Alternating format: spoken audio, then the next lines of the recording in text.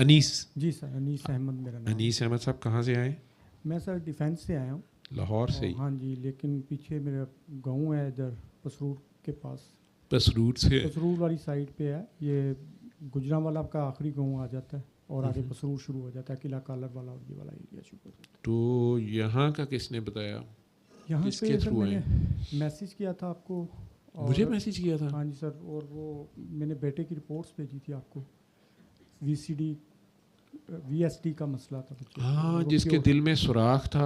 हाँ जी, वो और क्योर कर गया। ये 2-3 दिन पहले की बात है, आज की नहीं है? यस सर, 2-3 दिन पहले। अच्छा, आपने कहा था कि उसके दिल में सुराख था और आपने सूरह रहमान सुनी है या सुनाई है, मुझे पता नहीं है। जी सर। आपने रिपोर्ट भेजी हुई थी मुझे। Yes sir. और फिर मैंने देखा तो उसी में डॉक्टर, वो हार्ट के बच्चों के हैं, मेरे जी सर, दोस्त हैं बड़े अच्छे मेरे, आसिफ साहब, आसिफुर रहमान साहब। आसिफ रहमान साहब। तो उनकी रिपोर्ट मैंने देखी तो उन्होंने लिखा हुआ है क्लोज हो गया, स्पॉन्टेनियस बंद हो गया दिल का सुराख। माशाल्लाह। तो वो कब से, कितने साल का है बच्चा आपका? बच्चा अब तो सर 13 साल का है। अच्छा। जब वो पैदा हुआ था उसी वक्त तो उसके दिल में सुराख था। ठीक। और वो नॉर्मली डॉक्टर साहब कहते थे कि ये 2 साल के अंदर अंदर कवर हो जाएगा, 80% चांसेस हैं जी। लेकिन वो 2 साल में कवर नहीं क्यों हुआ। उसके बाद अगले 10 इयर्स फिर हमने वेट किया कि शायद वो मॉनिटर करते रहे। 10 इयर्स के अंदर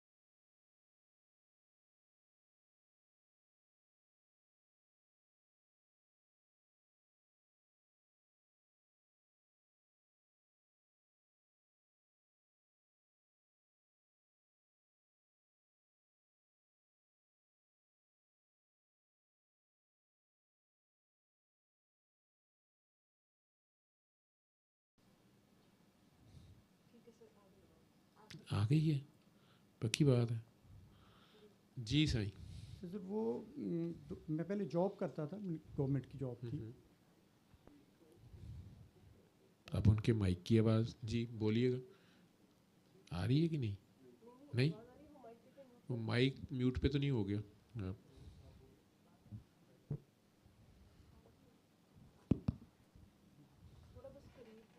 जी सर जी। और 2004 में बेसिकली मेरा भाई था, वो को ख़ानदानी दुश्मनी में कत्ल हो गया था। ओह अच्छा। तो मैं बेसिक जॉब में चला गया, 10-12 साल जॉब की। उसके बाद ऑनवर्ड मैं फिर जॉब छोड़ दी, शादी हो गई, जॉब छोड़ी और अपनी ज़िम्मेदारी को मैं टेकअप कर रहा था। लेकिन जब भाई कत्ल हुआ है तो 2007 के अंदर हमने पार्टी के साथ, मैंने आपको कहा कि हम मुकाबला नहीं कर सकते इस मामले में और ये ख़ानदानी दुश्मनी और बढ़ेगी, इसको ख़त्म करें और इनको सुलह कर लें। वो सुलह तो हो गई लेकिन वो विद इन फैमिली चूँकि दुश्मनी थी तो बहुत से लोग उनकी तरफ थे, अपने भी, तो फिर अपने खूनी रिश्तेदार थे सारे जो उनकी तरफ थे। तो आपको उनके वो जो सलूक था उस टाइम था वो आपको फिर याद आता था कि आपने हमारे साथ क्या बिहेव किया उस टाइम पे, क्या करते रहे। तो वो ग्रजेस थे, गुस्से थे, वो सारे आपने अंदर दबा के रखे हुए थे मैंने। सुलह तो मैंने कर ली, लेकिन मैंने फिर उनसे बदले लेने शुरू कर दिए। फिजिकली नहीं लेता था, लेकिन मैं इनडायरेक्टली बदले लेता था। बदले इस लेवल के थे कि मुझे जब भी मैं उनको देखता था मेरा खून खौलता था। जारी बात, आपका भाई कत्ल हुआ था, चाहे गलत भी था, लेकिन आपको तो था। ज्यादती आपके भाई की भी तो थी। नहीं सर, भाई की ज्यादती नहीं थी, उन्होंने ही कत्ल किया, बस वो ज्यादती उसकी नहीं थी। खानदान में ही थे? खानदान में ही थे। कत्ल तक बात चली गई? कत्ल तक बात चली गई, कुछ जायदाद का मसला था। चले बात को ख़त्म करें। अच्छा खैर, अच्छी बात है कि आपने माफ़ कर दिया, फिर उसको दोहराने का फ़ायदा कोई नहीं। वो फिर मैं आगे चलता गया। मैंने वो 2019 में मैंने फिर ना अपने, मुझे ब्लड प्रेशर आई रहना शुरू। वो शादीशुदा थे भाई आपके? जी, बात शादीशुदा थे। तो मेरा बीपी आई रहता था, मुझे वो यूरिन का मसला हो गया। तो मैंने सोचा कि कुछ अल्लाह तौबा करता हूँ, शायद मेरे ऊपर जादू हुआ हुआ है, ये हुआ हुआ है, वो हुआ। वो खैर करते कराते मैंने ये सूरह रहमान का सुना, तो मैंने वो किया। लेकिन वो मेरा यूरिन का मसला तो ठीक नहीं हुआ, लेकिन मुझे इंटरनली पीस मिलना शुरू हो गया। और मैंने ये किया कि मेरे साथ ये कि मैं कोशिश यही कर रहा था कि ये चीज़ें जो है ना सॉर्ट आउट हो जाएं। ये सीन में आना शुरू हो गया कि यार इनको माफ़ करें। आपकी वो बातें सुनी मैंने, कहा इनको माफ़ करें, इसको छोड़ें, इसको आगे निकलें। फिर बाबा जी मेरे ख्वाब में आ गए। बाबा जी ने मुझे पकड़ा है, तो उन्होंने मुझे पकड़ के ना तो मेरे दुश्मन के घर में ले गए। और उनके घर में चचा ही लगते हैं, उनके घर में ले गए। उनके घर में इस जगह पे बिठा दिया कि वो उनका किचन था, उसके अंदर ले गए। और वहाँ पे जाके फीमेल्स उनकी फैमिली की बैठी हुई थी, मुझे उनके अंदर घुसा दिया। वो खाना बना रहे थे, बाहर एक चारपाई थी, उसके ऊपर खुद बैठ के, और वो मेरे चचा भी उनके साथ बैठे थे। वो चारपाई पे बैठे, मैं ज़मीन पे बैठा हूँ। और मैं जब वो मुझे अंदर लेके जा रहे, मैंने सामने दरवाजे पे पकड़ा है। वो बंदे को मैं पहचान नहीं सकता, बंदा है। और मुझे लगा है कि ये कोई करैक्टर, शैतान टाइप करैक्टर है। मेरे ख्याल आँख खुल गई। मैंने कहा यार ऐसे ही पता नहीं क्या ख्वाब है। अगले दिन मैं गाँव जा रहा था लाहौर से, तो रास्ते में मैंने देखा कि उस या चचा थे फैमिली, उनके वो बच्चा और जो है वो पैदल चल रहे हैं, उनकी कोई मोटरसाइकिल ख़राब हो गई हुई थी। तो मैंने जब देखा कि उनकी मोटरसाइकिल ख़राब हुई है, तो वो मुझे बाबा जी की ख्वाब जहन में आ गई। मैंने रोकी गाड़ी, तो मैंने उनको कहा कि जी मेरी गाड़ी में बैठ जाए। उन्होंने कहा कि ये दुश्मन है, तो ये कह रहा है गाड़ी में बैठ जाए। मैंने कहा जी आप मेरी गाड़ी में बैठें, आपकी मोटरसाइकिल ख़राब होती है तो छोड़ देता हूँ। उन्होंने कहा जी नहीं, हमने नहीं गाड़ी में बैठना। वो लड़का कहता है मैं बैठ जाता हूँ, चचा बेटा तो नहीं बैठना चाहती। मैंने कहा यार, तो फिर मैंने वो हम गाड़ी में जगह कम थी, बच्चे थे, फैमिली थी, वो हम इस तरह बाबा जी ने मुझे समझ आ गई कि वो स्टोरी ही चल रही है सारी की सारी। जी जी। तो वो फिर इसके बाद मैंने ये किया कि मैं वहाँ से निकला, तो जब मैं उनके दरवाजे के अगर खड़ा गया वहाँ, तो वहाँ पे एक बंदा खड़ा था, और वो बंदे का करैक्टर भी वो शैतान टाइप ही था। मैंने कहा ये वही स्टोरी सारी चल रही है। जब उसने देखा है ना, तो वो उसी तरह भाग गया जिस तरह वो कि ये आपस में सुलह होगी, इनकी ये गाड़ी में बैठ के हैं। खैर मैं वो अंदर चला गया, घर चला गया। घर से तो बेटे को कुत्ते ने काट लिया। जब कुत्ते ने काटा तो मैंने कहा यार अब इसको इंजेक्शन लगवाना है। मैं लाहौर की तरफ आया, मैं सारे पता किया कि यार कहीं से इंजेक्शन लग जाए वो रेबीज़ के। वो कहते जी ये सर्विसेज हॉस्पिटल से ही लगना है और कहीं से नहीं लगना। मैं सर्विस हॉस्पिटल आया, तो मैंने काकी जी थी डॉक्टर, उन्होंने बड़ा अच्छा का तावन किया, उसको टीका शीका लगा। तो मैंने आपका देखा था कि आप सर्विसेज, मैंने कहा जी यहाँ पे डॉक्टर जुवेद साहब होते हैं। उसने कहा जी हाँ वो ऊपर बैठते हैं। तो मैं वैसे आपके पास जाना नहीं चाहता था। मैंने कहा यार ये फंसा रहे हैं मुझे, उधर सुलह करा रहे हैं, किसी और चक्कर में डाल रहे हैं। तो मेरी तो दुश्मनी है, मैंने तो उनसे बदला लेना है, ये मुझे और चक्कर में डाल रहे हैं, मैं इनके पास जाना नहीं है। फिर मैंने सोचा कि यार मेरे बेटे को कुत्ते ने काटा है, कुछ हो जाए, तो अल्लाह वाले हैं, इनके पास चक्कर लगाने में क्या हर्ज है, लगा ही आते हैं चक्कर। तो अगले दिन मैं ऊपर चला गया, तो आप बैठे हुए थे, तो आपने मुझे कहा कि जी हाँ जी किधर आए हैं, कैसे आए हैं। मैंने कहा जी वो एक काकी जी हैं, उनसे मैंने नंबर लिया, उन्होंने मेरी लोकेशन दे दी, मैं चला गया। उन्होंने वहाँ पे गए तो मुझे आपने कहा जी कैसे आए। मैंने कहा जी मेरे बच्चे को कुत्ते ने काटा था। तो आपने मुझे कहा कि जिन्होंने कुत्तिया ने कटिया है ना, वह इलाज इत्थे हुंदा, सही जगह पे आए हैं।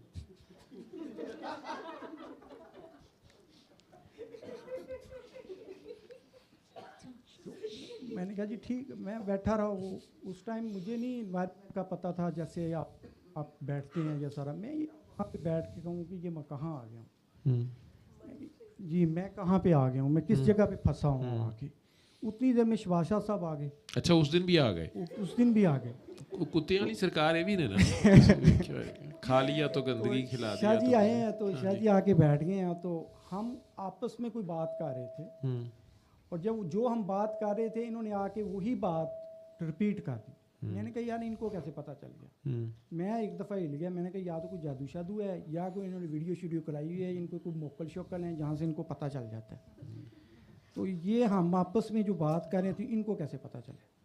मैं बड़ा हैरान, इनके पास बैठ रहे, ये गाने शाने गाते रहे उधर बैठ के। तो मैंने कहा ये इनके मोकल हैं जो ये कम, मुझे पसीना आए। मोकल हुंदे की ने वैसे? पता नहीं सर, मुझे लोगों ने पसरूर वाले पासे तो पता होएगा। उधर यही कहते हैं कोई पता नहीं कोई जिन शिन होता है पास, वो बता जिन होते हैं। हाँ, जिन्ना नु मोकल कहंदे ने? पता नहीं इस तरह की। उन्होंने जिन ही क्यों नहीं कहंदे? मोकल क्यों एक वखरा लफ्ज़ कढ़िया है? वो इन्फो वो नहीं, एक साडे एमपी है, मैंने उन्हें सुना हसन अख्तर मोकल साहब। जी हसन अख्तर मोकल, भावल नगर के वो मेरे दोस्त हैं, उनके बेटे वकास हसन मोकल साहब, वो मेरे। हाँ जी, वो बेचारे वो ज़ात बरादरी मोकल, उन्होंने भी जिन बनाया है। हाँ जी, उनके बंदे ने चंगे भले। जी जी बहरहाल अच्छा, मुझे नहीं समझ आती है लहदा नाम क्यों रखा? पता नहीं ये क्या है। बहरहाल वो खैर मैं उधर से भागने लगा। आप कहते हैं किधर जा रहे हो? मैंने कहा जी मैं जा रहा हूँ। कहते हैं ये मुझे कहते हैं ये फूल ले जाओ और ये टॉफ़ियाँ ले जाओ। वो मैं फूल और टॉफ़ियाँ लेके गया, अपने बच्चों को दिए। कहते हैं कहाँ से ले आए? मैंने कहा वो बाबा जी हैं उनको दे। कहते बाबे दी टॉफ़ियाँ ने। मैं कहा खाओ फिर मौजा करो। उन्होंने खैर खाई शाई। मुझे कहता फिर जाएँ तो फिर बाबे से टॉफ़ियाँ लेके आए। मैंने कहा मैं अब नहीं जाना उधर। कहते हैं अच्छा चलो ठीक है। वो कायम गुजरता गया। कुछ अरसे बाद मुझे चीज़ें समझ आना शुरू हुई। मुझे ये समझ आना हुआ कि मैंने कहा यार ये जो माफ़ करना है, मैंने उनके कहने पे जो कुछ भी किया है माफ़ करके देख ही लेते हैं क्या होता है। मैंने लोगों को इग्नोर करना शुरू किया, माफ़ करना शुरू किया। वो चीज़ें तो बेहतर हुई, लेकिन मैं फिर घूम के जब उनको देखता था फिर वहीं आके खड़ा हो जाता था। फिर मैं कंटिन्यूसली आपकी वीडियोस देखना नहीं चाहता था, लेकिन मुझे वो सुकून मिलता था देखने से। मैं बार बार फिर वो वीडियोस देखता, लगता वो हर आने वाला दिन जो था वो करैक्टर बिल्डिंग था, जो एक मेन चीज़ जो मुझे नज़र आ रही थी। एक कंटिन्यूस इम्प्रूवमेंट थी हर चीज़ में। मुझे सुकून आ रहा था आहिस्ता आहिस्ता कि ये सुकून हो रहा है, हर चीज़ में सुकून आ रहा है, मेरी दुश्मनियाँ ख़त्म हो रही हैं, मेरा इंटरनल पीस। मुझे फ़र्क नहीं पड़ता था सामने दुश्मन खड़ा है, ये है वो है। ये सारा कुछ होने के बाद मुझे एक दिन मैं कहीं ज़मीन पे गया अपनी पे, तो वो मुखालिफ पार्टी ने कहीं फायरिंग की। वो मुझे लगा कि ये मेरे चचा इन्वॉल्व हैं उस फायरिंग में, हालांकि वो इन्वॉल्व नहीं थे। तो मैंने आके उनसे झगड़ा कर लिया। वही चचा जिनके घर बाबा जी लेके गए।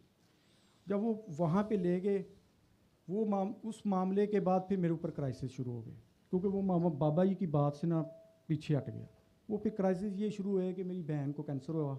वो बड़ी प्यारी बहन थी, एक ही थी, वो मर गई शौकत खाना में। लेकिन उसको मैंने जाते जाते ये ज़रूर किया कि सूरह रहमान का मैसेज दिया, और उसने किया, और वो फौत होते वक्त भी दुरूद शरीफ पढ़ती रही, और अल्लाह ताला ने उसको कामयाब किया उसमें। उसके 2 महीने बाद वालिद साहब को भी कैंसर हो गया, वो भी चले गए। और ये मुझे पता चल गया कि ये जो मैंने गलती की है ये उसका नतीजा है। फिर मेरी सर्च शुरू हुई कि मैंने कहा कि मैं आपको मिलने हैं, आपके पास आऊँगा। मैंने कहा यार मैं उनके पास क्या मुँह लेके जाऊँगा, क्या कहूँगा उनको जाके? ये मैं आपकी बातों पे पूरा नहीं उतरता, या मैं ये करता हूँ वो करता हूँ। करना है, मैंने ठान बस करना है। वो दुश्मन मेरे अब्बा के वो फौतगी पे आ गए, बहन की फौतगी के आ गए, ऐसे फौतगी पे आ गए। तो मैंने उनको कहा कि सबको, मैंने उनको गले लगाया, उनका माथा चूमा। मैंने कहा जी आप मुझे माफ़ कर दें, मैं आपकी गलतियों को माफ़ कर चुका हूँ, ठीक है। और आपके लिए अल्लाह से रहम की दुआ मांगता हूँ, अल्लाह ताला आपके ऊपर रहम करे, मुझे माफ़ कर दें। फूफो थी, फैमिलीज़ थी, सारे आ गए, मैंने उनको माफ़ कर दिया। उसके बाद मेरी फैमिली के अंदर मैंने अपने वालिद साहब को मरने से पहले उनको कहा कि आप चचा सारों को बुलाएं और उनसे कहें कि आपको क्या चाहिए, क्यों लड़ाई कर फैमिली में डली हुई है। उन्होंने बुलाया, उन्होंने कहा कि जी क्या मसला है। उन्होंने कहा जी हमें वो प्रॉपर्टी चाहिए, वो करोड़ों, कुछ 6, 7, 8, 10 करोड़ की प्रॉपर्टी थी। उन्होंने कहा जी हमें वो चाहिए। अब्बा कहते हैं वो आपकी बनती नहीं। मैंने कहा जी ये नहीं बनती, फिर भी दे दें इनको, ताकि लड़ाई तो ख़त्म हो। उन्होंने वो प्रॉपर्टी मेरे कहने पे दे दी, और वो उन्होंने मेरा माथा चूमा सारों ने। उन्होंने कहा जी ये फ़लान है। मैंने कहा जी ये, वो कहते हैं जी कैसे होगा? कहते हैं, मैंने कहा जी वो बस हो गया, आपको दे दिया, अल्लाह खैर सलाम। वो खैर वो सारी सुलह सलाह सारा सिस्टम क्लियर हो गया। अब मुझे ये सूरत रहमान तो मैंने उस वक्त की सुनी थी, मैं बार बार नहीं सुनता था। मैंने कहा ये ट्रिक नहीं लगाना है, इसको इसके ऊपर अमल करना है। वो खैर मैं अमल तो कर लिया। अमल करने के बाद मुझे अब बच्चे के मामले में ये था कि मेरे बच्चे का सुराख तो ठीक नहीं होना। मैंने कहा यार मेरा अभी मैं शादी पे गया हुआ था, बेटे की शादी थी भांजे की, तो मैं शादी पे गया तो बेटा बेहोश हो गया।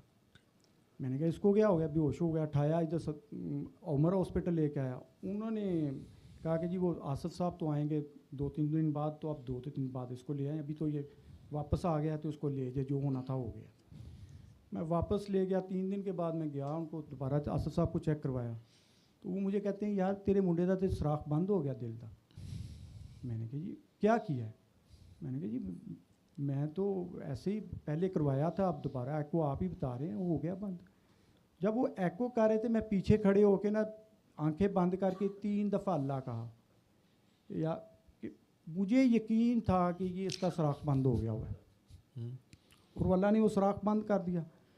और मैंने कहा जी ये बेहोश क्यों हुआ है? उन्होंने कहा पता नहीं कब तो बेहोश हुआ है, बस तू ले जा नू तो हूँ ना ले आई थे, ये ठीक हो गया। मैं वो लेके घर गया, मैंने सारों को बताया, वो सारे यकीन नहीं कर रहे कि तेरा मुंडा डिग्या है तो ये दिल च सराख सी किस तरह बंद हो गया, तो बेहोश हो जाती हत्था पैर पुट्ठे होए सा तो फलान होया सी। मैं कहा डॉक्टर कहंदा नूं घर ले जाओ, तुसीं आंदे हत्थ पैरे दे पुट्ठे हो गए हैं। मैं कहा जी वो ठीक हो गया। वो रिपोर्टें में लगाई, वो जिसको दिखाता हूँ वो यकीन ही नहीं करता, कहता नहीं नहीं ऐसे हो ही नहीं सकता। वो अल्लाह ने कर दिया। अब वो मुझे जो प्रॉब्लम थी, मेरे BP हाई रह रहा है कि वो किडनीज़ के ऊपर इफेक्ट आया हुआ, वो मुझे पहले डायग्नोज ही नहीं हो रहा था। यूरोलॉजिस्ट वो रियाज तस्नीम साहब थे, वो जोर लगा के बैठ गए थे, पता ही नहीं लगता, वो लट्स लिखी जाते थे, पता ही नहीं लगता था। वो एवं ही पता चला कि ये तो आपको हाई BP है, और हाई BP की वजह से आपको CKD हो गया। तो उसकी मेडिसिन ली, वो भी रुक गया, अल्लाह का फजल हो गया, वो भी सेट चल रहा है। मेडिसिन भी, गुर्दे भी ठीक हो गए? गुर्दे ठीक तो नहीं सर हुए, लेकिन मुझे लगता है कि वो ठीक हैं, मुझे उसका प्रॉब्लम कोई नहीं है। क्रेटिनिन कितने है आपका? मेरा 1.42 था, तो वो डॉक्टर कह रहा था कि क्रेटिनाइन आपका बहुत अच्छा है। EGFR आपका तकरीबन कोई 59 से हो गया है तकरीबन, पहले 52 था, 59 है, 60 प्लस भी चला जाता है। तो वो कहता है ठीक है, डॉक्टर कह रहा है ठीक चल रहा है। मैंने कहा ठीक है, अल्लाह का खैर शुक्र है। सूरह रहमान सुनने के बाद वैसे भी मरने से तो डर नहीं लगता, तो पहले तो बड़ा डर लगता था कि मैं पता नहीं की हो जाना है क्यों। मैंने कहा ठीक है, जो अल्लाह करेगा सही करेगा। तो मेन चीज़ तो ये है कि आप अपना वज़न नीचे गिरा दें। आप ये लोगों का बोझ अपने साथ लेके फिर रहे हैं, लोगों की दुश्मनी अपने गले में डाल फिर रहे हैं। भाई जिसने किया है वो उसके लिए अल्लाह का रहम मांगे, ठीक है, अल्लाह उसके ऊपर रहम कर दे, वो जाने उसका रब जाने। और फिर मैंने एक और चीज़ सोची कि मैंने कहा जी नबी पाक सल्लल्लाहु अलैहि वसल्लम ने ना अपने उम्मतियों के लिए दुआ करते थे, और ये नबी पाक के उम्मती हैं, मैं इनको बद्दुआ कैसे दूँ? तो है मेरे असल मुझे ये तकलीफ़ ये हो रही थी कि ये नबी पाक सल्लल्लाहु अलैहि वसल्लम के उम्मती हैं, चाहे मेरे दुश्मन हैं, है तो उनके उम्मती हैं, तो जिनके लिए नबी पाक दुआ करी मैं उनके बद्दुआ कैसे कर दूँ? फिर ये शर्म आती है। मैं अब सोचता हूँ कि ये उनको देखता हूँ, फिर कहता हूँ यार नबी पाक दे उम्मती ने इन्होंने वास्ते किस तरह बद्दुआ कर दिया। तो चलाने वो आपको वो जो 8-9-10 करोड़ की ज़मीन जो भी जायदाद थी, और थी भी ददयाल की साइड की, फूफियाँ चाचे नाराज़ भी थे, एक भाई की जान भी गई उसमें। मुझे नहीं पता वो पीछे से ज़मीन किधर से आ रही थी, उसमें क्या कुछ शामिल था। लेकिन अगर खुदा न खास्ता आपके गुर्दे फेल हो जाते हैं, और बच्चे को ऑपरेशन भी ओपन हार्ट सर्जरी होनी थी, जब भी होनी थी, 5-6 लाख तो उस पर लगना ही था, या ज़्यादा लगना था, पता नहीं जान बचती या कोई फालिज भी हो जाता है उस ऑपरेशन में, कई कुछ हो जाता है। या खुद आप डायलिसिस हफ्ते में 2 बार कराते रहते तो कई करोड़ लग जाने, कई करोड़ लगे। दुश्मनी ये लगा, और एंड फिर मज़ीद आपस में जुल्म ज़्यादती है कुछ होना था। आपने अगर अल्लाह की खातिर वो मेहरबानी कर दी और वालिद साहब को भी जाने से पहले उनसे वो काम करा लिया। मेरे से आज ही एक जज साहब कह रहे थे कि डॉक्टर साहब मैं, वो अपनी बेगम के साथ आए थे मुल्तान से,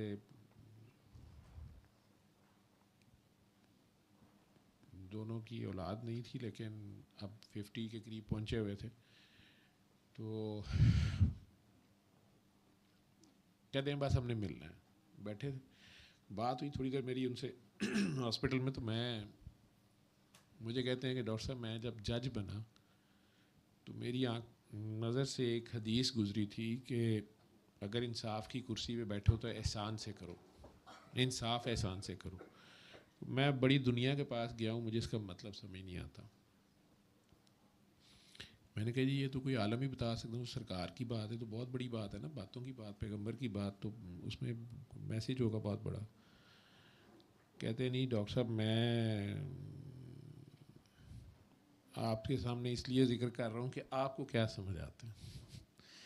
मैंने कहा आप जज हैं, आप कह रहे हैं कि मैंने जस्टिस, मैं कहा आप अगर कह रहे हैं कि मैंने इतने लोगों से पूछा है या उलमा से भी पूछा है और नहीं समझ आई है, तो मुझे तो पता नहीं, मैं तो एक डॉक्टर हूँ छोटा मोटा और गुनाहगार आदमी हूँ, तो मैं तो इसको क्या बताऊँगा।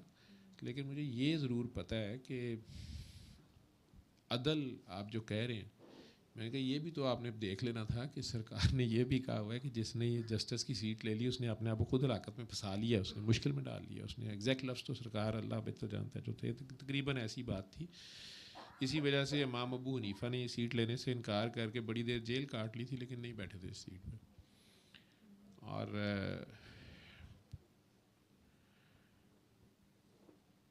मैं कहा मैं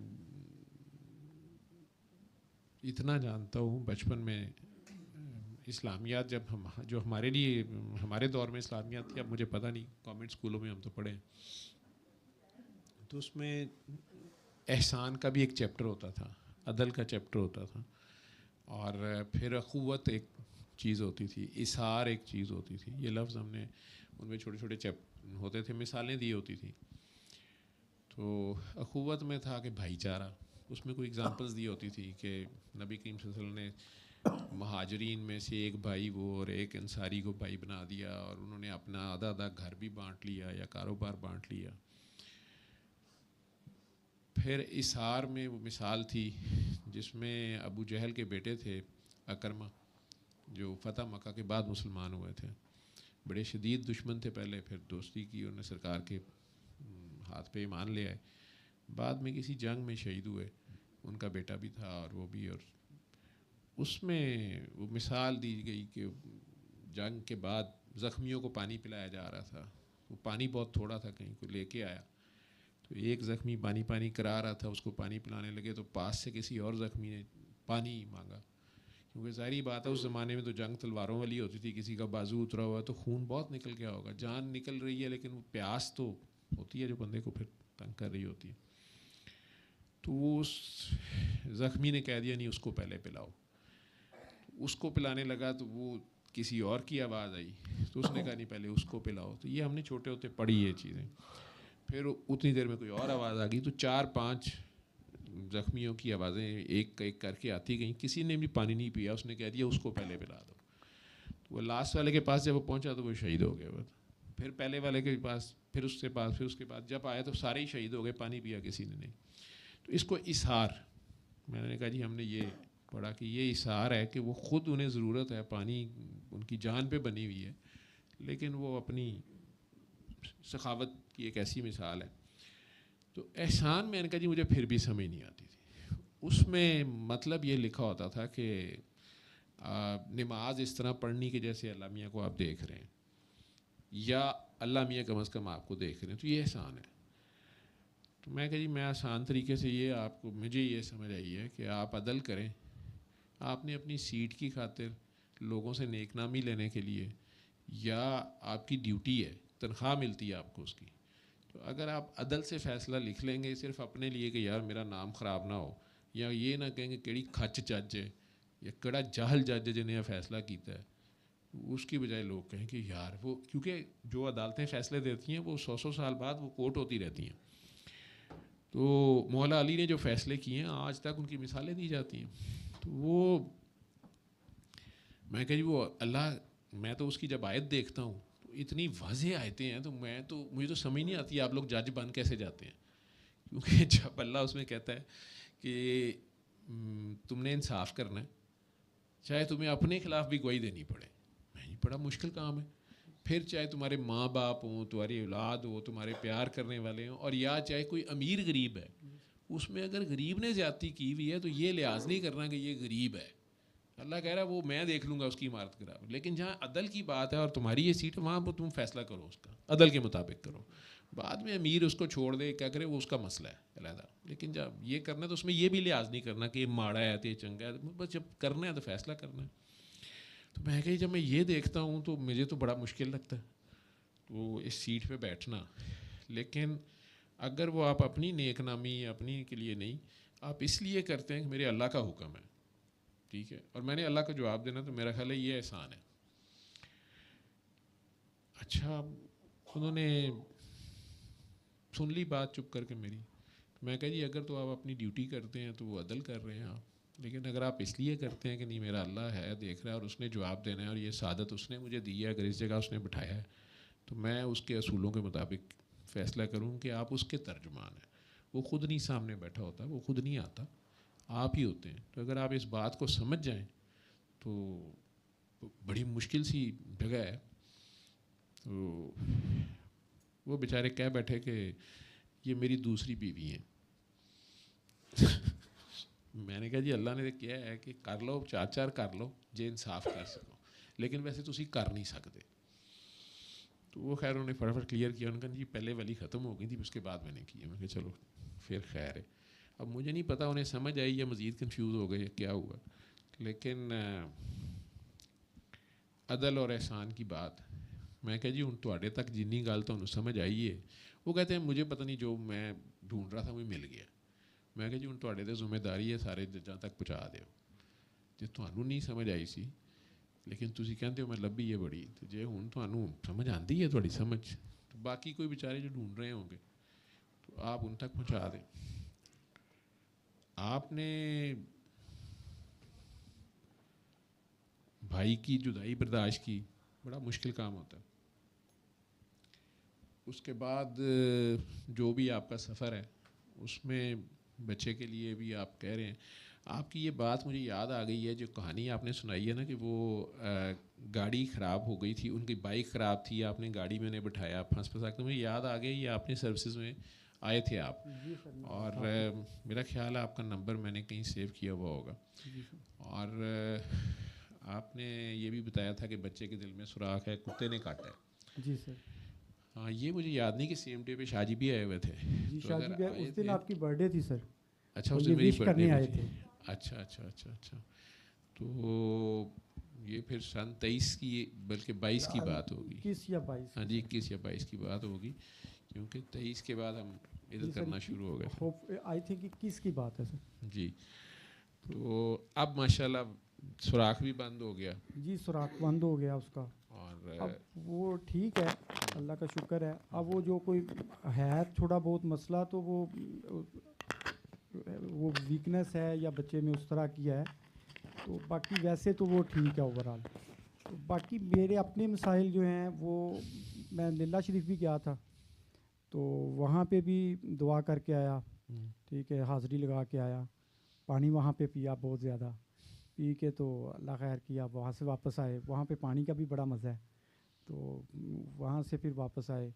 और इस सिस्टम के अंदर मैंने एक चीज़ मैंने पहले भी शेयर किया है कि मैं बाहर गया मलेशिया में, वो एक ट्रेनिंग थी हमारी, गवर्नमेंट ने भेजा। साहब लंगर बांटना शुरू कर दें, उन्हें जाना है तो वो भी बात जारी रखें। ट्रेनिंग में गया तो वहाँ पे वो ना जापानीज़ एक टर्म यूज़ करते थे टोटल क्वालिटी मैनेजमेंट में, के कंटिन्यूस इम्प्रूवमेंट। तो आप अपनी प्रोडक्ट को कंटिन्यूसली इम्प्रूव करते रहें। तो मैंने ये देखा कि इस दवा के सिस्टम के अंदर दिल आपका जो है वो एक प्रोडक्ट है जिसके ऊपर आपने कंटिन्यूस इम्प्रूवमेंट करनी है, और इसकी टोटल क्वालिटी मैनेजमेंट आपने करते रहना। तो अगर आप डेली बेसिस पे आप अपने हर एक्शन के अंदर आप देखें कि अल्लाह है और अल्लाह के लिए करना है, तो चीज़ें ठीक होना शुरू हो जाती हैं। और जब आप नफ़रत वाली साइड पे जाते हैं, हसद अपने आप को आगे लाते हैं, अपने वो दिमाग की सुनना शुरू करते हैं, तो फिर तो वो काम ख़राब हो जाता है, फिर वो ट्रैक से हट जाते हैं। तो जब आप ट्रैक से हटते हैं तो फिर आपके लिए दलदल ही है और तो कुछ नहीं है। और एक और चीज़ है कि इस सिस्टम के साथ अटैच भी रहना पड़ता है। ये वन टाइम एक्टिविटी नहीं है कि आपने सुन ली सूरत रहमान वो आपको स्टार्टिंग पॉइंट है, वहाँ से आप चल पड़े हैं, आगे फिर कंटिन्यूस इम्प्रूवमेंट है। प्राइमरी जमात का सबक है ये। वो प्राइमरी स्मार्ट, उसके बाद आपने चल सो चल है, रुकना नहीं है, पीछे मुड़ के नहीं देखना, पत्थर के हो जाने वाली बात है। तो जैसे हम पीछे मुड़ के देखते हैं, वो फिर आपको वो फिर जीरो पे, वो सांप डांग मारता है ना वो, तो सीढ़ी वाला, तो वो फिर जीरो पे आ जाता है बंदा। और जब वो जीरो पे आता है तो वो अपना माँ बहन कुछ ना कुछ गवा के ही आता है, कैंसर करवा के ही आता है। तो असल में आपके साथ ही आपका रहमान रब होता है। जी सर। रहमान कहते ही उसे हैं जो जालिमों को भी माफ़ करता है, जी और शैतान भी आपके साथ होता है। बिल्कुल। ठीक है, अब आपने ये फैसला करना होता है कि आप कौन है, आप किसके दोस्त हैं। कुरान में 2 वलियों का जिक्र है, एक शैतान के वली हैं, एक अल्लाह के वली हैं। एक शैतान के दोस्त हैं, अल्लाह के दोस्त हैं। तो आप अपने अंदर अपने शैतान के साथ दोस्ती लगा के रखते हैं, जो आपको आगे लगा के रखता है। वो जो बंदा आपको उनके घर में नज़र आया था शैतान, वो भी आप ही थे, अपना आप ही होता है। बिल्कुल ऐसे। जो उसी के साथ लड़ रहे थे ना आप अपने अंदर। ठीक है, और आपका रब भी अंदर ही होता है। जो मौके वो पैदा करता है, अब वो कुत्ते ने आपको काटा बच्चे को, आपको आना सर्विसेज ही पड़ा, फिर सर्विसेज से आप ऊपर तक आने में भी आपकी चाहत नहीं थी, लेकिन फिर आपको आना पड़ा। वहाँ बात भी सुना गए, लेकिन फिर वो बातें याद आती थी, फिर मसले होते थे। दूसरी तरफ भी कुत्ते नहीं काटा होता है, हवस का कुत्ता ही होता है, या अना का, नफ्स का। वो सारा करते कराते, ये भी अल्लाह की बड़ी मेहरबानी होती है कि इंसान जो है वो सीधे रास्ते पे कोई नेक अमल उससे अल्लाह करवा ले। असल नेकियां ये हैं, नमाज, रोज़ा, हज, ज़कात, अल्लाह की खातिर अल्लाह की इबादत करना, वो बड़े नसीबे वालों की सादत है। हमारी तो इबादतें होती हैं जन्नत के लिए, औलाद के लिए, पैसों के लिए, नौकरी छोकरी टोकरी के लिए। वो आज एक साहब मुझे याद आ रहे थे, मेरे साथ एक डॉक्टर साहब थे इत्तेफाक हॉस्पिटल में, जूनियर थे मेरे।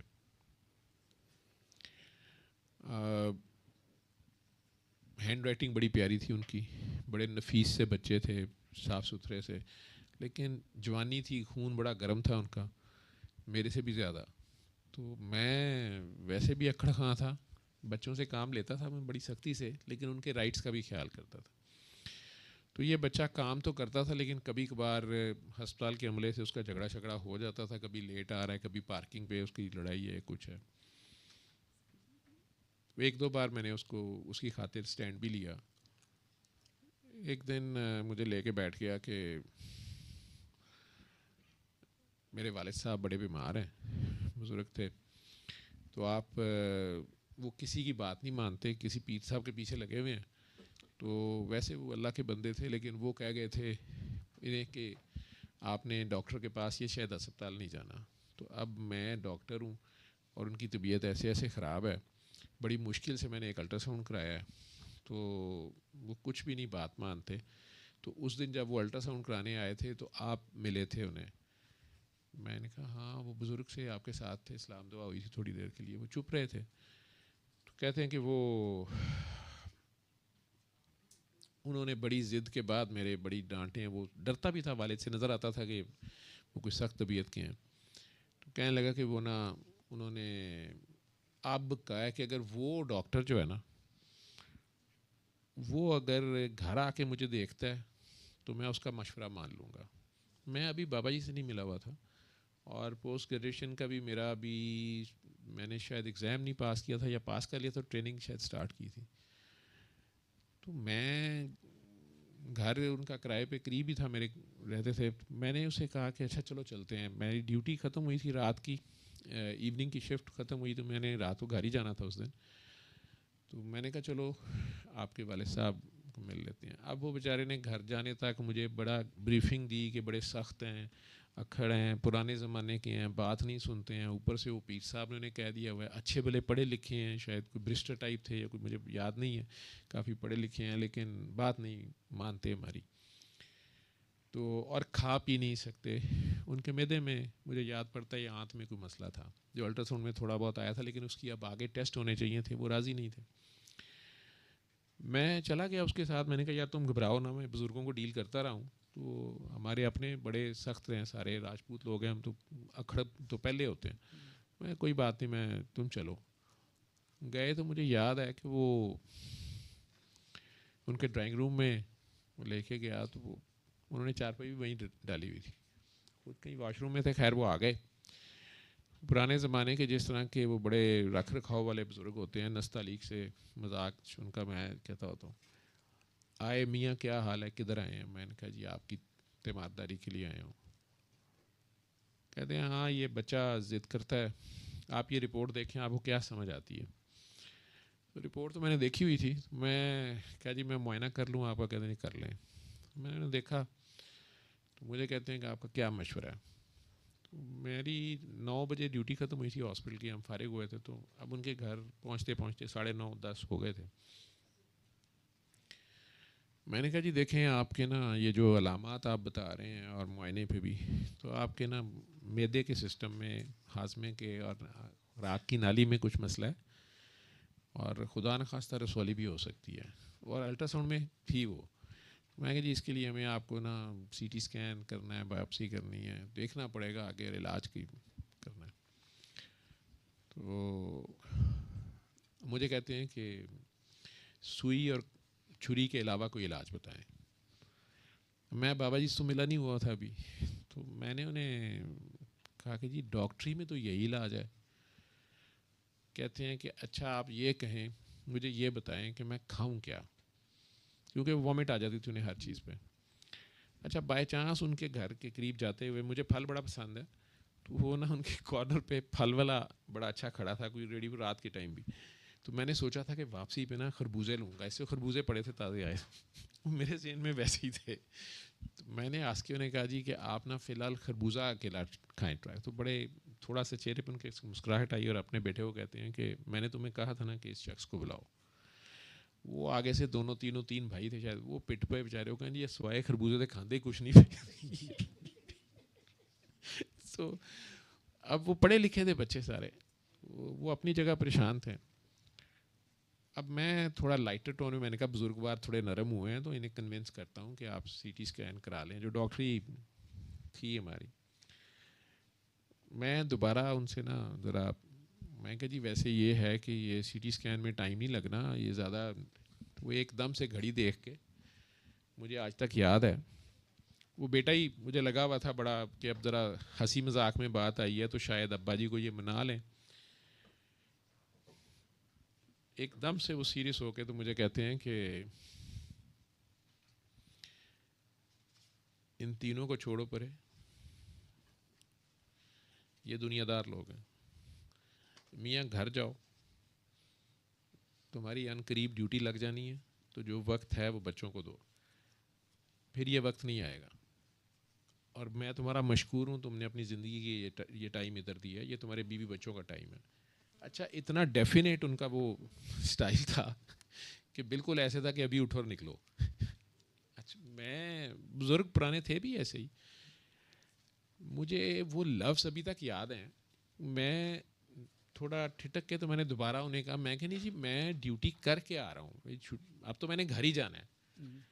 तो वो बड़ी मेरी आंखों में देख के मुझे आज तक याद है कि बड़ी सख्ती से मुझे देख के कहते हैं कि मैं कह रहा हूँ ना कि तुम्हारी ड्यूटी लग जानी है, तुमने फंस जाना है, ये लफ्ज़ उनके थे। फिर ये वक्त नहीं आएगा, तो अब घर जाओ। और साथ ही वो उन्होंने मतलब एक मज़ीद जेस्चर ये किया कि ख़ुद उठ के ना अब वो चारपाई से तो अंदर चले गए, मतलब बर्खास्त कर दी महफिल। यार मैं भी उठा आ गया, और मैं बड़े दिन सोचता रहा कि इन्होंने क्या कहा है। अब जब कभी मुझे वो याद आते हैं उनकी वो बात याद आती है। पता मुझे तब चला जब कुछ दिन बाद उनका 2-4 बार मैं फिर पता लेने गया उनका, वो बेटा उनका मुझे पकड़ के ले जाता था कि जी वो अब्बा जी को अब ये हो गया, वो फिर नहीं कोई बात मान रहे, तो आपकी बात मान लेते हैं, नाक में नाली डाल दें या ड्रिप लगा दें या कर लें। तो वो 2-3 बार मैं गया उनकी तीमारदारी करने, वो बात मेरी मान लेते थे जितनी माननी होती थी। लेकिन हर बार बात ख़त्म करते साथ जहाँ से वो फैमिली ने इंटरवीन करना या बच्चों ने मज़ीद बात मनवाने या कुछ कोशिश करनी, तो उन्होंने बड़े हतमी लहजे में मुझे कहना कि मियाँ ये मेरे पे बोझ पड़ रहा है, इस तरह की बात करते थे, उर्दू स्पीकिंग थे, कि मियाँ मेरे पे बोझ ना डालो, तो मैं ज़ेरे बार हूँ, तो आप जाएं, इनको छोड़ दें, ये तो बाप को नहीं पहचानते। एक दिन उन्होंने ये कह दिया मुझे कोई समझ नहीं आई कि यार ये क्या अल्लाह का बंदा, क्या चीज़ है ये। वो कुछ अरसे के बाद उनकी डेथ हो गई और जनाजे पे हम गए दोस्त, तो क्योंकि कोलीग थे, वो बच्चा हमारा जूनियर था, वहाँ मैंने देखा कि वो एक ख़ास कैप थी, 4-5 लोगों ने पहनी, तो पता चला ये कराची से आए हैं, इनके पीर खाने से। उन्हीं ने उन्हें गुस्ल दिया, उनको पूरा तैयार किया, औलाद को तो करीब भी नहीं आने दिया, और जनाजे तक, तुरबत तक, उन्हें उतारने तक बड़े रख रखाव से उन्हें प्रोटोकॉल, मुझे कोई पता नहीं था। और वो बच्चा जो था, जो मेरा जूनियर था, अब तो माशाल्लाह वो मेरे से भी बड़ा है, बल्कि लोगों को बताता है कि इसको ये मतलब मैं बहुत जूनियर हूँ उसके मुकाबले में। अब तो वो बेचारा तसल्ली वाली, हमने जो क्या करना होता है, जाके गले लगाना है जी, अल्लाह करीम, और क्या कहना होता है। लेकिन वो बेचारा अस्पताल के बाकी डॉक्टर्स को पता था मैं आ रहा था उस घर, तो वो हर एक को पकड़ के कहे कि मैं इनका एहसान कैसे उतारूँगा। वो 3-4 बार उसने कहा, तो मैंने उसे कह दिया, मैं कहा यार मैंने जनाजा पढ़ लेने दे, मैं चले जाऊँ, तो मैंने क्या किया है, ये क्या तुम 2 मिनट बाद शुरू हो जाते हो।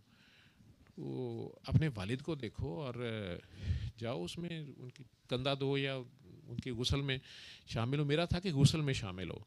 वो कहने लगा नहीं, वो उनके ना पीर खाने से लोग आए, आपको नहीं पता, तो वो हमें हाथ नहीं लगाने दे रहे। मैं बड़ा हैरान कि यार ये औलाद है, तो ये कैसे हो सकता है कि वो लोग औलाद से ज़्यादा प्यार कर रहे हैं उनसे, या मुझे कोई समझ नहीं आई। मैं इस सिस्टम को जानता ही नहीं था, इन चीज़ों को, इन लोगों को, ठीक है। और मैं हैरान हो रहा कि जो सगी औलाद है, वो तीनों आपस में यही डिस्कस करी जाएं कि मेरे पास ये वाला फ़ोन मैंने ले लिया और तू ये वाला ले ले। एक को नौकरी मिली थी, वो उसका बताई जाए कि इसको फ़लानी गाड़ी मिल गई है। उनका इंटरेस्ट इन्हीं चीज़ों में था। लेकिन मुझे ये समझ नहीं आ रही थी कि वो वालिद जो हैं, मतलब उनके वो लोग कैसे सगे हो सकते हैं जो कराची से आके और वो सारा कर रहे हैं। वक्त ने मुझे बताई चीज़ें, ठीक है। बचपन में एक सवाल मेरे जहन में होता था कि आल और औलाद अलग-अलग लफ्ज़ है, ये आल क्या होती है। वक्त ने मुझे समझाया कि वो आल थी, और अगर मुझे गलत याद नहीं है तो उनका नाम रहीम था, और बड़े प्यारे इंसान थे। वो ज़िंदगी की 4-5 मुलाकातें मेरी उनकी हैं, लेकिन याद मुझे वो जब कभी मेरे दोस्त, जो मेरे लंगोटिया दोस्त हैं, पुराने साथी हैं, वो कहने नहीं यार तू कितने फंस गया, तू तेनू मिलना भी होवे तो ईद पे भी नहीं तू मिलता, या कि क्या तू किन चक्करों में है। ईद वाले दिन बाय चांस इस मरतबा ईद आई तो वो दुआ सेशन इधर था, तो मेरे कोई करीबी दोस्त जो बचपन के दौरान अब कुछ तो बाहर से आए हुए थे, उन्होंने आपस में कोई मीटिंग की कि अचानक इसके घर जाते हैं, सरप्राइज़ देते हैं। घर गए तो पता चला जी जवेद साहब तो दुआ सेशन। वो एक आदमी बीच में कहा कि जो उत्थे ही चलिए, उत्थे कैमरे दिया जिदा भी पोल खोलिए, ਇਹਦੀਆਂ करतूतां दसिए जो बचपन में हमारी शरारतें थी। खैर वो उन्होंने बाद में आपस में फ़ैसला किया कि ये गॉन केस है, इसको छोड़ दें। आपसे बात करते करते मुझे पता नहीं क्यों वो आज याद आ गए, और उनकी वो तबीयत भी मुझे याद आ गई कि वो बंदा आखिर तक वो अपने मुर्शद की बात पे अड़ा रहा। उन्होंने ना वो कोई इलाज, वो छुरी वाला कुछ भी नहीं। वो मैं बड़ा हैरान कि यार ये कैसे हो सकता है, और बंदा इतनी तकलीफ़ में है, ना उनके चेहरे पे को पता चलता था कि वो तकलीफ़ में है। वो बेटा डॉक्टर था, वो तड़पता था कि आज इतने दिन हो गए हैं, इन्होंने एक ये नहीं खाया, वो नहीं खाया।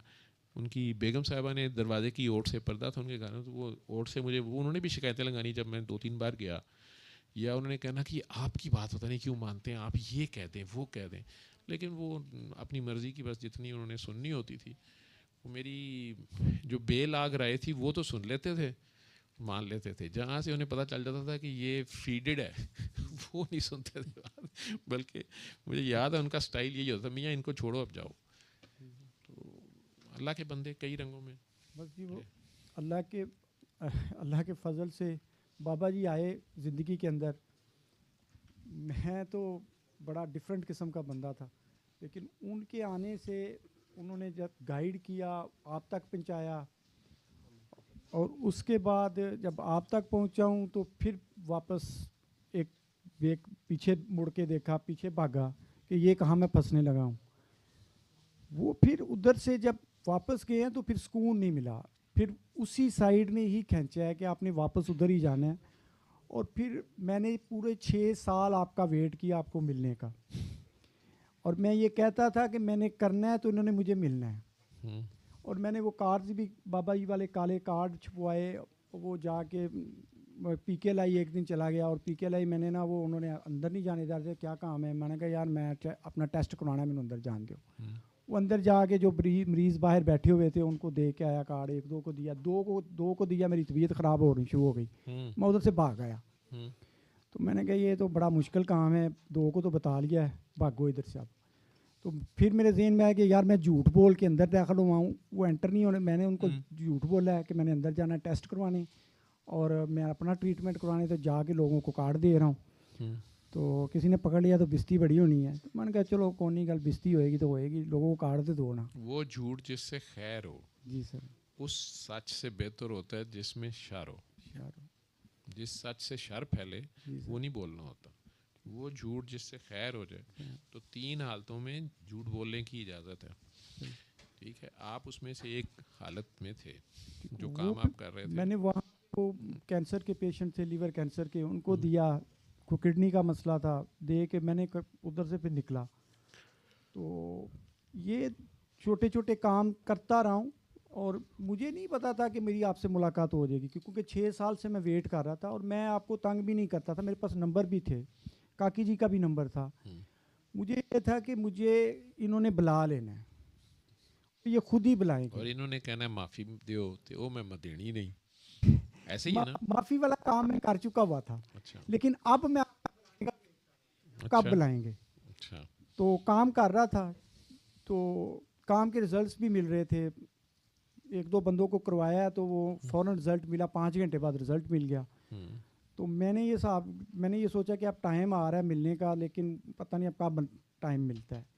तो शाहजी से का था कि शाहजी को मैं उधर मिला था, और इनके बारे में मेरे दिल में एक गलत ख्याल आया, फिर मैंने इनको ढूंढना शुरू कर दिया।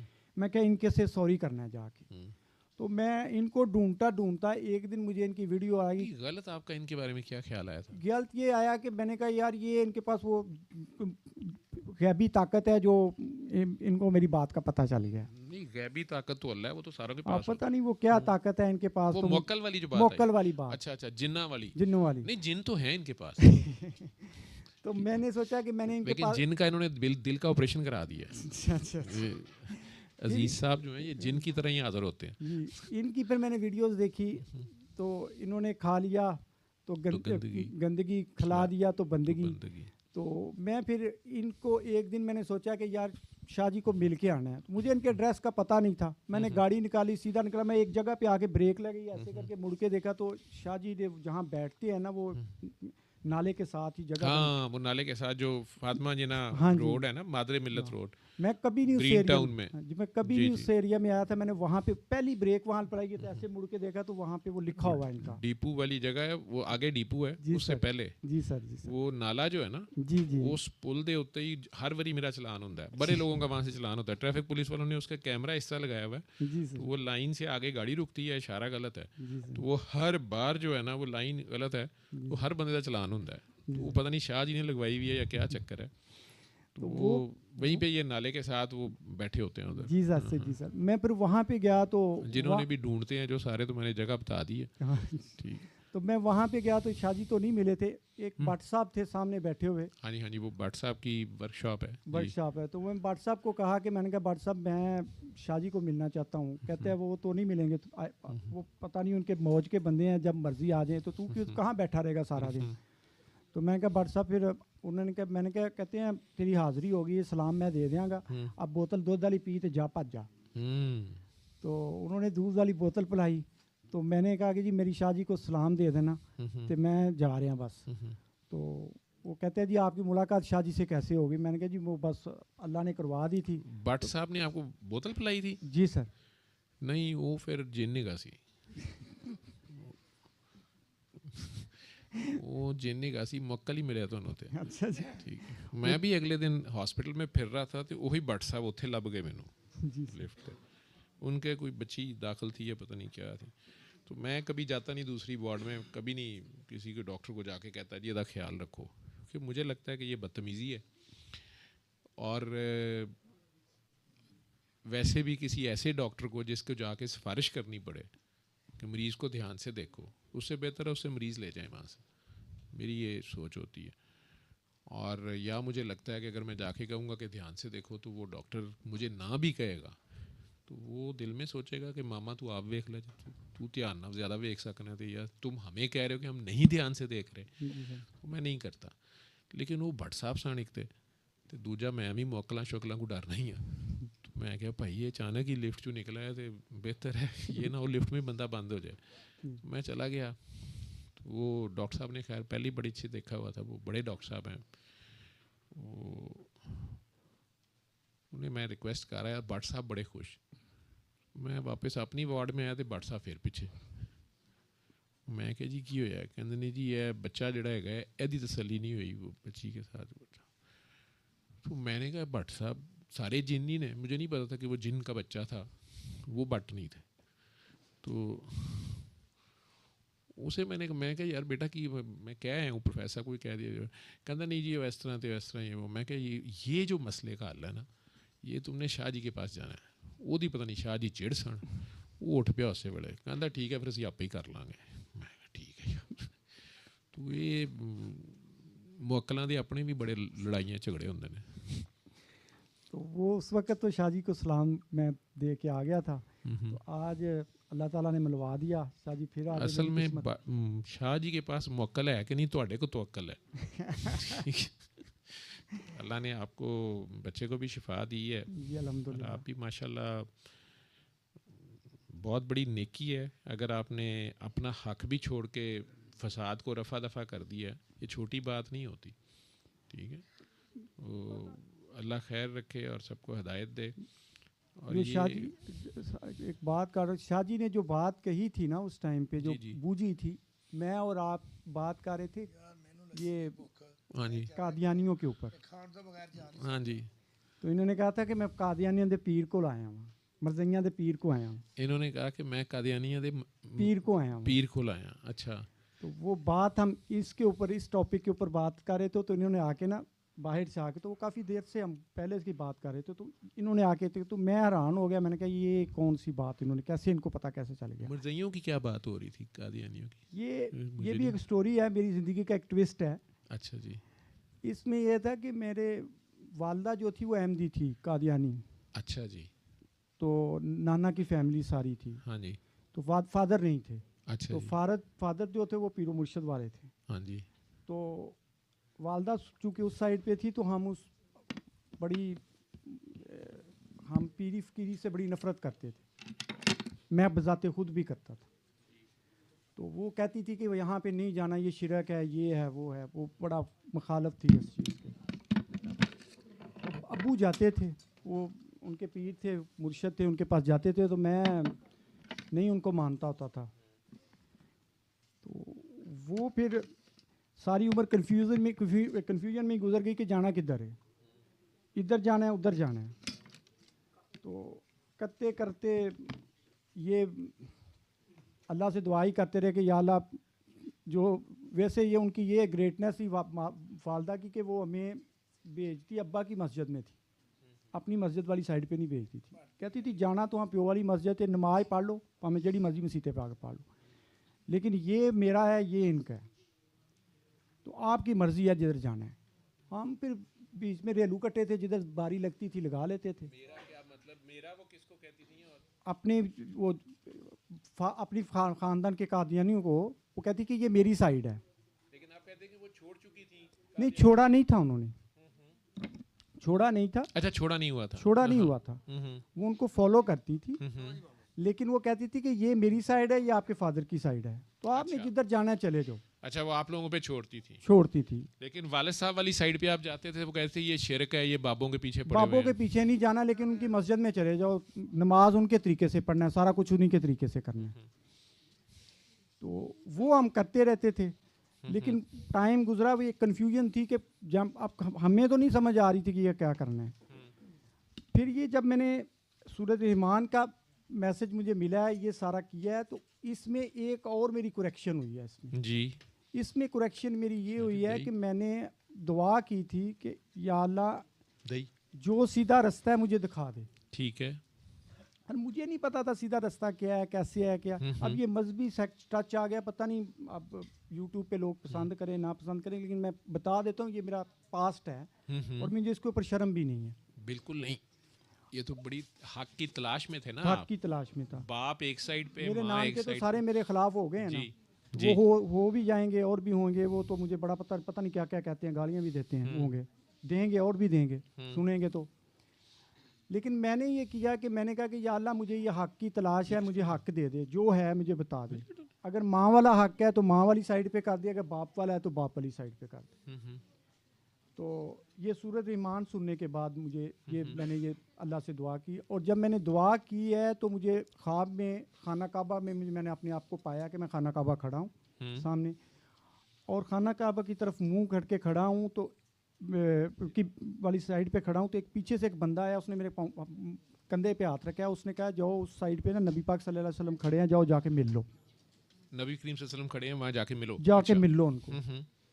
मैं फौरन उस साइड पे गया हूँ, एक बंदा खड़ा है जिसकी बैक है मेरी साइड पे, खाना काबा के वो सेन के अंदर ही। तो मैंने उस बंदे के कंधे पे हाथ रखा है और उसको मैंने कहा है कि ऐसे हाथ रखा है, उसने मुड़ के देखा तो मैंने कहा ये मेरा नबी नहीं है, मेरा नबी सोना है, मेरा नबी खूबसूरत है, ये इसका रंग नहीं मेरे नबी वाला। अच्छा। ये तो थोड़ा सा गंदमी सा काला सा रंग है, ये तो कोई अरानी टाइप लगता है, एशियन टाइप बंदा है, ये नहीं मेरा नबी है। अच्छा। मेरा नबी सोना है। अच्छा। तो ये मेरा नबी नहीं है। जैसे ही मैं ये कहता हूँ मेरी आंख खुल जाती है, उठ के मैंने बैठ के उसी टाइम ला इलाहा इल्लल्लाह मोहम्मद रसूलुल्लाह पढ़ा। और मैंने ना सिर्फ खुद पढ़ा, मैं अपने बहन भाइयों को भी पढ़ाया। मैंने कहा मुझे हक मिल गया, आप हक के पीछे आ जाओ। जो मेरी बहन कैंसर से फौत हुई हैं, उनको भी बनने से पहले मैंने कहा कि आप हक पे आ जाओ, छोड़ दो। उन्होंने कहा जी आप बताएं कैसे छोड़ूं। मैंने कहा आप मुतमिन हो, आपका दिल मुतमिन है कि ये सारा सिस्टम ठीक है। उन्होंने कहा जी मैं मुतमिन नहीं हूँ। मैंने कहा मुतमिन नहीं है, आपका दिल सेटिस्फाइड नहीं है, तो मुझे हक मिला, मैं आपको कहता हूँ कलमा पढ़ लो, नए सिरे से पढ़ो, तजदीद करो अपने ईमान की। उसने की और अल्लाह का फजल हुआ, वो भी सिस्टम चल पड़ा। तो ये भी एक ट्विस्ट था इसमें, तो हम इसके बारे में बात कर रहे थे। अच्छा, आप ये बात कर रहे थे। ये बात, लेकिन ये बात उस वक्त नहीं हुई थी, ये जो ख्वाब वाली बात उस वक्त नहीं हुई थी। मैं सिर्फ अपना बैकग्राउंड बता रहा था, अपनी वालदा का बता रहे थे। तो उस वक्त शाहजी आया और शाहजी ने मेरे साथ मुझे ये बात आगे क्या कि मैं कादियानिया दे पीर को लाया, मैं कादियानिया दे पीर को आया हूं। उनदे लोकी मैनू हस्पताल कादियानी समझदे ने। शाह जी ने मेरे नाल काफ़ी नेकियां कीतियां।